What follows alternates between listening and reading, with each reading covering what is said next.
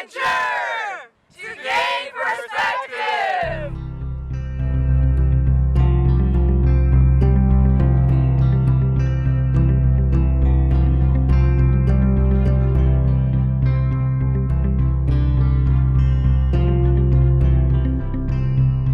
I think we wanted to put this component of the student leadership and the idea of being a citizen scientist. How can you make groundbreaking scientists if you don't have the core and the soul healthy? At that time, we also had a program that was focused partly on ultimate questions like the nature of life. It's training you to not be smart or be successful for yourself, but do it for people who really need it.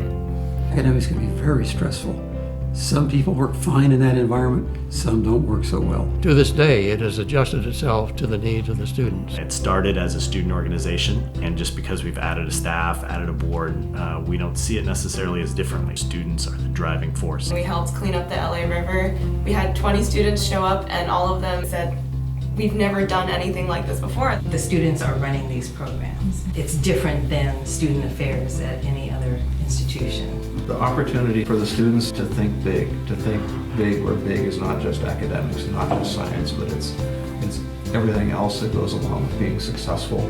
We say that it makes citizens of the world, and that's exactly what the Y does. The Y is like a funnel. It takes everyone and brings them together into one community. That's what the Y is, the symbol of the Y. The Y has endured and evolved in many, many ways because of the people.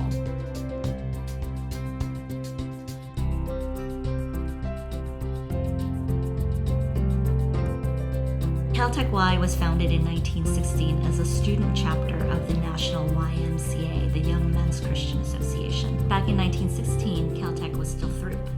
It wasn't Caltech, and so we've been a part of this campus's history since almost the very beginning. The Y started so many things on this Caltech campus. Fresh Camp, we started the Little T, the Hollywood Prank. The Y had sort of funded a portion of that before orientation, before decompression. Before all of these things were in existence, there was the Caltech Y. Our organization has been around for 100 years. That's amazing.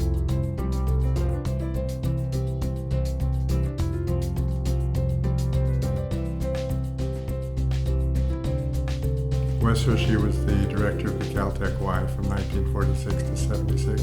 He really set the trajectory of the Caltech Y and guided the Y through some pretty turbulent times. In the 60s, almost all the chapters at the various schools, a couple hundred schools or so, died. The Caltech Y survived. I think it's a testament to Wes and to the board members and the foresight that they had.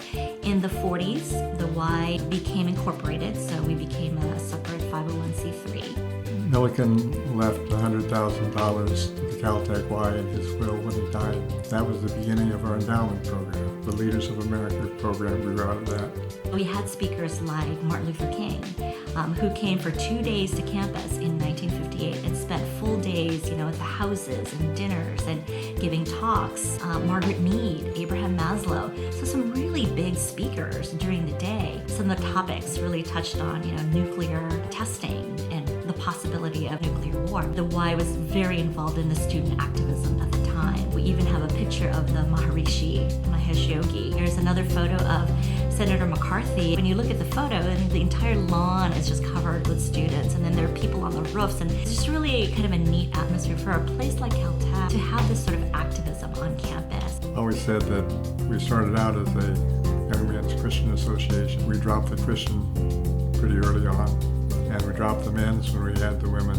We're still young, hopefully. So that's where the Y comes from. There was a time in the 90s when the Y was seriously considering folding. What was happening was that some of the programs that the Y had run for many years were being taken over by the Institute at the cost of a heavy salary and staff, but we were concerned that the Institute did not recognize what it was that we were providing to the campus. And that's when we came up with the idea of developing the Memorandum of Understanding. It spelled out certain things the Institute would do for the Y, such as providing facilities. The Y explained its mission. I think in the end there were were some pretty vocal board members who said the Y needs to remain independent for various reasons. One of the reasons that people always talk about is the Caltech Y can bring controversial speakers.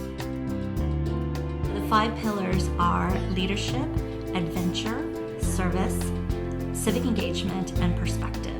And the way I like to think of the 5 pillars is leadership and perspective are sort of the bookends. These are the outcomes that we want our students to gain after having been through a Caltech-wide program. Our graduates are the people who are the most at a place where they should be able to impact what happens. That's what we're hoping, that engaged citizenship. I found the Children's Organization of Southeast Asia. I taught science classes and taught English while I was there. Part of my afterward was to raise awareness for the issue on campus. We put together a full-length program. Every piece was made to either raise awareness about human trafficking or about women's issues. I've always loved film. Never thought I would become a filmmaker. I heard about the Studenski and I said, you know what, apply to this. It's really hard to dissect your life and see what happened, why, but you can always appreciate the incremental addition of things that finally culminate into a change. In 1995, we started doing the Union Station Adopt a Meal program with Prestichar Award. Make a Difference Day has been one of the outstanding additions to the program in recent years. World Fest, a program that is about international students. And when you're there and there's 500 people milling about, enjoying the food, you just feel like you're part of the larger community, celebrating. The resources that you give, your time and your money, you can see where it benefits the students. There are a lot of major charities where that's not true, but in the Y you can actually see where the money goes. So we've gotten serious about fundraising. I think particularly because there's a huge interest in doing more global kinds of projects. They have the kinds of experiences where students get to visit another culture, another country, and learn. The Centennial is just a remarkable milestone to celebrate. I've only contributed to 3.5 years of the 100 years that it's been here. Imagine 100 years of seeding this passion over and over again to develop the world's leaders. Enriching student life and challenging students is more than just providing food. It's more than just going hiking or camping or biking.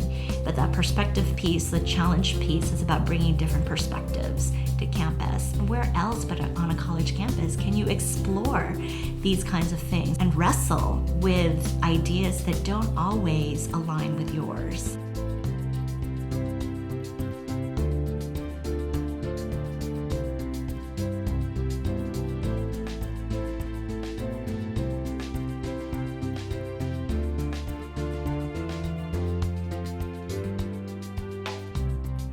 Best wishes for the next 100 years. Happy 100th birthday, Caltech Y. Done a great job over the last 100 years. I look forward to seeing super success over the next 100 years. Happy birthday. You're old, Caltech Y. Let's defy age together. Congratulations, Caltech Y. Here's to another 100 years. I hope you keep developing and innovating. Oh, happy birthday to the Caltech Y. Happy birthday, Caltech Y. A happy 100 years. You're great.